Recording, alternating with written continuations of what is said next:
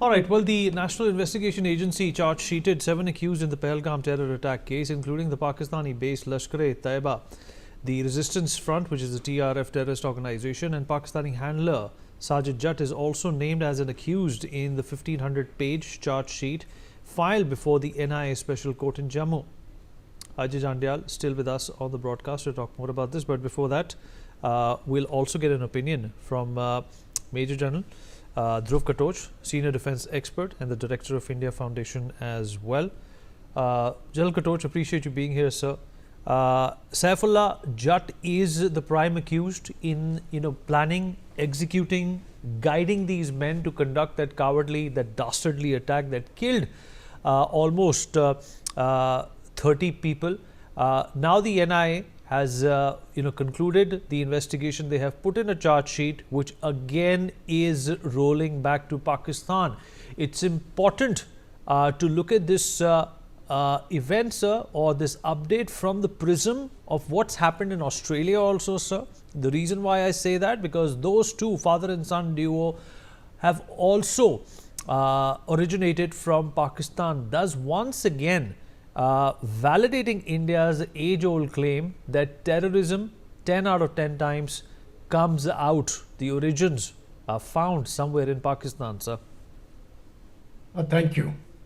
First thing, as far as the NIA filing the charge sheet is concerned, I think that is a very important step, because that gives us the opportunity now, with the evidence, to show to the world where this terror has originated from, and it has come from Pakistan. There is no doubts about it. The very fact that the charge sheet has been filed, it can only be filed with all the evidence in hand. Now, coming to the second aspect, what has happened in Australia. Now, again, as you very rightly mentioned, it's a father-son duo, and both are from Pakistan. In fact, if you take any terrorist attack anywhere in the world, there is always some link which goes back to Pakistan. I think it is a very, the whole world needs to take this up, that Pakistan is a terror state. They must be put into the FATF blacklist now instead of the grey list. And unless very serious deterrent action is taken, these attacks are going to continue. So the world is seeing, the world is watching. It's the second point I want to make is, sometimes certain Western countries try to use these very same terrorist groups as their strategic assets for their own purposes. I think the time has come when these activities won't work. We have got to ensure, as the Prime Minister very rightly said, there is no compromise with any form of terrorist attack. And I think that is the message which now should go to the world. We have had Pahalgam, we have had this terrorist attack in Australia on the beach. And I think it is high time that the world called it out, and Pakistan needs to be called out as a terror state. All right. Major General Shashi Asthana, Senior Defence Expert, also with us on the program to talk about this. General Asthana, I hope you can hear me, sir. General Asthana? I can hear you. Can you hear me? I can hear you, sir. So your thoughts on the NIA's charge sheet, and of course the traces back again into Pakistan, the mastermind of the attack of Pahalgam from Pakistan as well. I think it's a welcome development and much desired development, for the simple reason because once you file the charge sheet, that is the time you confirm and prove it to the rest of the world that Pakistan is behind all these nefarious attacks, and this was masterminded and perpetuated by Pakistan. I think this will also help us in preparing the kind of dossiers, and even if anybody in the world had any kind of doubts, I think that would perhaps also be settled to rest.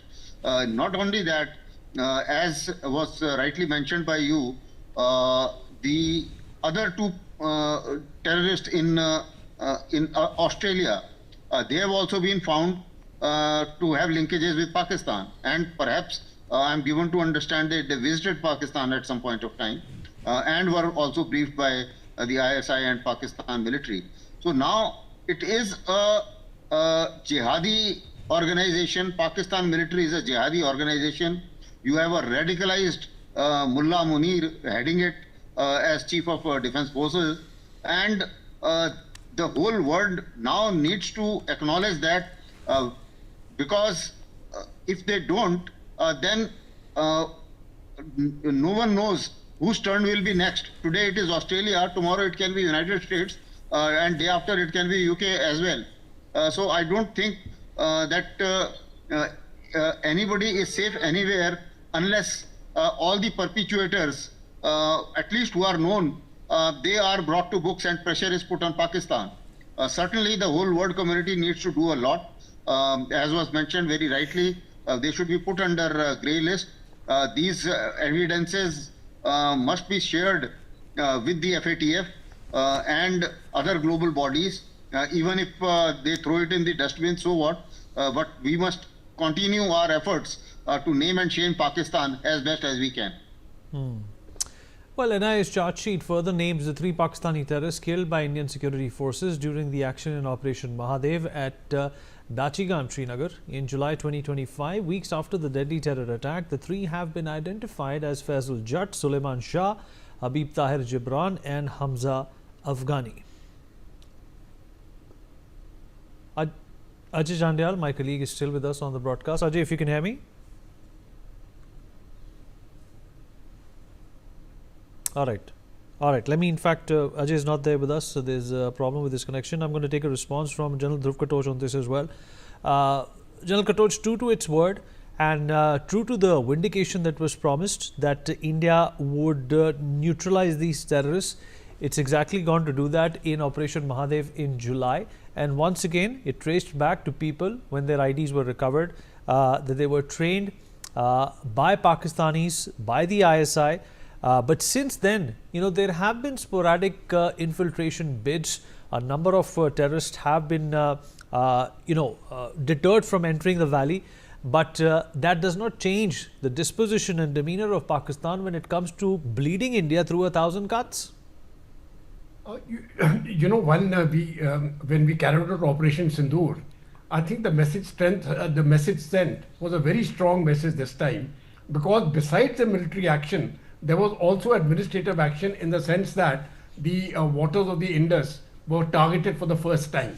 And, we have unilaterally said that treaty will be held unoperational till such time as we give the go-ahead again.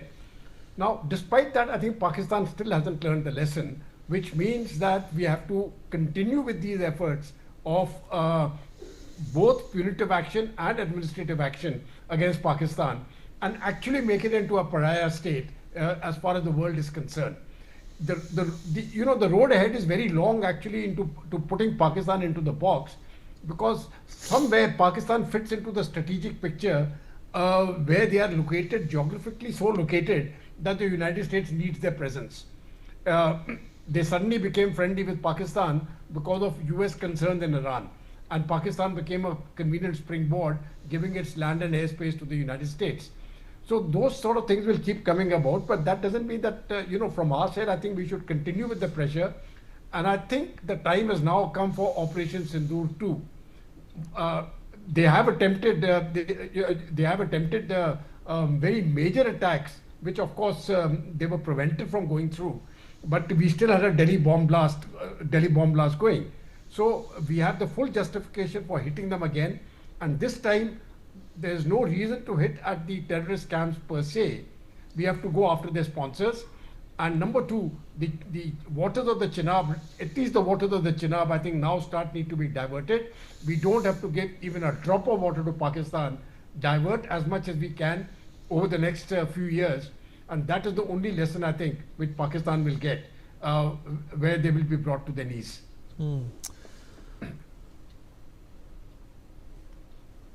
All right, Ajay Jandial, my colleague, is also joining us on the broadcast to talk more about this. Ajay, obviously, India has, time and again made it internationally clear as well that Pakistan is the originator when it comes to terrorism. And this is going to have a lot more impact considering what transpired in Australia just a few hours ago. You rightly said, and definitely I think, the world needs to wake up now. Because, if you see the history, whether it was a London attack, whether it is a 9/11 attack in America, whether it is a Sydney attack or Pahalgam or the Pulwama attack, whenever I see the history, there is always a Pakistan link in the terror attacks all over the world. So it clearly shows that the world need to be serious on what India is saying. Prime Minister of India, wherever he goes, wherever he participates in the conferences, he clearly says that world need to unite a hand as far as the terrorism is concerned, because this is not something which is only giving damage to India or killing Indians, but it can harm the world as well. So that is what exactly has happened, because Sydney attack clearly shows that it is a similar kind of attack which took place here in Pahalgam. Similarly, the tourist was targeted, community is targeted, and terrorist was from Pakistan. So if somebody says that they are the only radicals, they are only they were hurt and that's why they have done this thing, this is something which cannot be justified, and world need to join hand, and definitely Pakistan need to be cautioned. But what America is doing, definitely there is a question that America is hosting dinner and tea for a army chief who is who is having blooded hands, because if you see that history of the Asif Munir, in Pakistani army, Pakistani intelligence agency, they always give shelter to these terrorists. They run these terror groups from Pakistan, and who is killing innocent civilians all over the world? It is these terrorists, those who have been given shelter by Pakistan. So that clearly indicates that seriousness is required as far as the world leaders are concerned, and Pakistan need to be cautioned, and Pakistan need to be definitely taken into the task as far as the terror attacks and terrorism is concerned.